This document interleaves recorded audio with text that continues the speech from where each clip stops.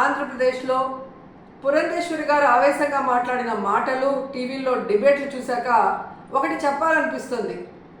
అమ్మా పురంధేశ్వరి గారు, బావ కళ్ళల్లో ఆనందం చూడటం కంటే భక్తుల కళ్ళల్లో ఆనందం చూడటానికి ప్రయత్నించమని కోరుకుంటున్నాను. ఎందుకంటే ఈరోజు కూటమి ప్రభుత్వానికి చెందిన లాయరు సుప్రీంకోర్టులో కోర్టు అడిగిన ఏ ఒక్క దానికి కూడా సమాధానం చెప్పలేకపోవటం వల్లే సుప్రీంకోర్టు ఇంత సెన్సిటివ్ అయిన విషయాన్ని సీఎంగా ఉండి ఎటువంటి ఆధారాలు లేకుండా ఎలా మాట్లాడతారు అంటే, సీఎం ఏదైనా మాట్లాడచ్చు, ప్రజల చేత గెలిపించబడిన వాళ్ళు మాట్లాడకూడదు అని మీరు మాట్లాడటం నిజంగా చాలా సిగ్గుచేటు. ఎందుకంటే ఈరోజు మీరు చంద్రబాబు నాయుడు, లోకేష్, పవన్ కళ్యాణ్ ఎలాగైతే రోడ్ల మీద ప్రెస్ మీట్లు పెట్టి మాట్లాడుతున్నారో అవే మాటలు ఎందుకు మీరు కోర్టులో మాట్లాడలేకపోయారు? సో ఈరోజు ప్రజలు గమనిస్తూ ఉన్నారు.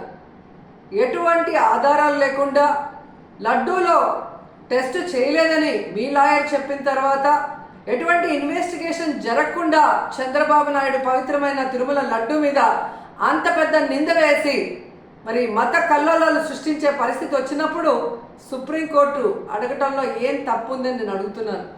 ఈరోజు మీరు బీజేపీ రాష్ట్ర అధ్యక్షురాలా ఆంధ్రప్రదేశ్కి, లేక తెలుగుదేశం పార్టీ రాష్ట్ర అధ్యక్షురాలా, ఎవరికి అర్థం కాని పరిస్థితికి వచ్చింది. ఎందుకంటే బావ కళ్ళల్లో ఆనందం చూడటం కోసం బావ చేసే తప్పుల్ని వెనకేసుకొస్తున్నట్టు ఉంది. కానీ ఈరోజు 140 కోట్ల హిందువుల మనోభావాలను దెబ్బతీసే చంద్రబాబు నాయుడు స్టేట్మెంట్ని సరిదిద్ది అందరికీ ఊరట కలిగించాల్సిన బాధ్యత బీజేపీలో ఉన్న రాష్ట్ర అధ్యక్షురాలుగా మీకు ఉంది అన్న విషయాన్ని తెలుసుకొని, మరి పైన బీజేపీ పెద్దలు ఎవరైతే ఉన్నారో ప్రధానమంత్రి గారికి కానీ, అలాగే సుప్రీంకోర్టులో మీ లాయర్తో మరి ఇన్వెస్టిగేషన్కి రెడీ కమ్మని చెప్పండి. మరి నిజాలు తేల్చి తప్పు చేస్తుంటే తప్పు చేసిన వాళ్ళని శిక్షించండి, లేదంటే తప్పుడు మాటలు మాట్లాడిన వాళ్ళని శిక్షించమని మీరు కోరాలని కూడా డిమాండ్ చేస్తున్నాం. ఎందుకంటే ఈరోజు ఒక తిరుపతి అమ్మాయిగా తిరుపతి మీద ఇంత అప్రతిష్ట తెచ్చే విధంగా చంద్రబాబు నాయుడు ఒక ముఖ్యమైన సీఎం పోస్ట్లో ఉండి ఎటువంటి ఆధారాలు లేకుండా, ఎటువంటి టెస్టులు చేయకుండా మాట్లాడటం కరెక్ట్ కాదని కూడా ఈ సందర్భంగా తెలియజేసుకుంటున్నాం. అలాగే పవన్ కళ్యాణ్ గారు, ఇది సినిమా షూటింగ్ కాదు. రోజుకొక వేషాన్ని వేసుకొని రోజుకొక మాట మాట్లాడుతూ ఈరోజు అందరి మనోభావాల్ని దెబ్బతీయటానికి మీకు అధికారం లేదని కూడా ఈ సందర్భంగా తెలియజేసుకుంటున్నా. ఈరోజు ఏదైతే మీరు చేశారో ప్రాయశ్చిత్త దీక్ష, అది మీరు చేసిన తప్పులకి భగవంతుడు మీ చేత చేయించిన ప్రాయశ్చిత్త దీక్ష తప్ప మరొకటి కాదు. ఎందుకంటే ఈరోజు భగవంతుడే లేడని చెప్పిన మీ కుటుంబ సభ్యులు, మీరు, అలాగే ఏ రోజు హిందూయిజం కూడా గురించి మాట్లాడని మీరు, ఎన్నికల గురించి ముందు మీరు మాట్లాడిన మాటలకి ఈరోజు మీరు మాట్లాడుతున్న మాటలకి, మీరు వేస్తున్న వేషాలకి సంబంధం లేకుండా ఉండటం ప్రజలు గమనిస్తూనే ఉన్నారు. సో ఇప్పటికైనా జగన్మోహన్ రెడ్డి గారిని టార్గెట్ చేయాలి, కార్నర్ చేయాలనుకోను, లేదా బీజేపీ రేపు ఆంధ్రప్రదేశ్లో ఎంటర్ అయితే మన పరిస్థితి ఏంటి అని చంద్రబాబు నాయుడు చేస్తున్న ఈ డ్రామాలో మీరు కూడా పాలు పంచుకుంటున్నారో ఏంటో కానీ ఎవరికి అర్థం కావట్లేదు. కానీ పవిత్రమైన శ్రీవారి లడ్డూని ఈ విధంగా అపవిత్రం చేసే విధంగా మీరు మాట్లాడటాన్ని మేము ఖండిస్తున్నాం. వెంటనే దీని మీద సుప్రీంకోర్టు మరి విచారణ జరిపించి సిబిఐ ద్వారా మరి దోషుల్ని బయటకు తీసి వాళ్ళని శిక్షించాలని కూడా కోరుకుంటున్నాం. అలాగే ఇందులో మరొక విషయం ఉంది. ఏదైతే టీటీడీ ఈఓకి ఈ టీటీడీలో జరిగే ప్రతిదానికి సంబంధం ఉంటుంది. ఆయన ఈఓ అయిన తర్వాత వచ్చిన ట్యాంకర్లలో మరి బాగున్న ట్యాంకర్ని లోపలికి పంపించి అన్లోడ్ చేశాం.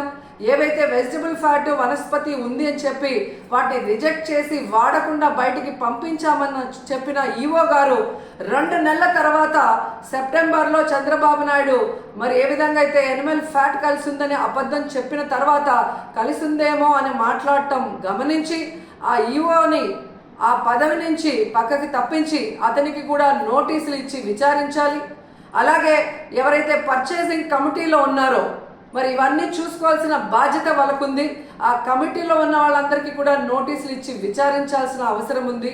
అలాగే విజిలెన్స్లో మరి తప్పు జరుగుతూ ఉంటే ఏం చేశారు ఆ అఫీషియల్ కూడా నోటీస్ ఇచ్చి అన్నీ కూడా విచారించాల్సిన బాధ్యత మీ మీద ఉంది.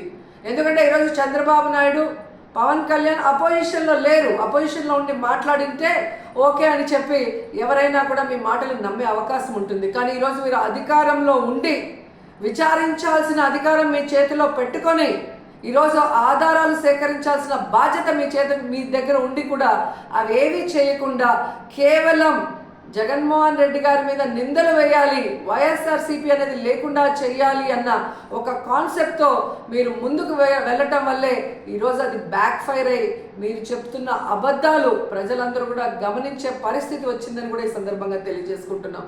సో ఇప్పటికైనా శ్రీవారి పవిత్రమైన లడ్డు జోలికి పోకుండా మీరు ఇకనైనా ఈ డ్రామాలు ఆపితే బాగుంటుంది.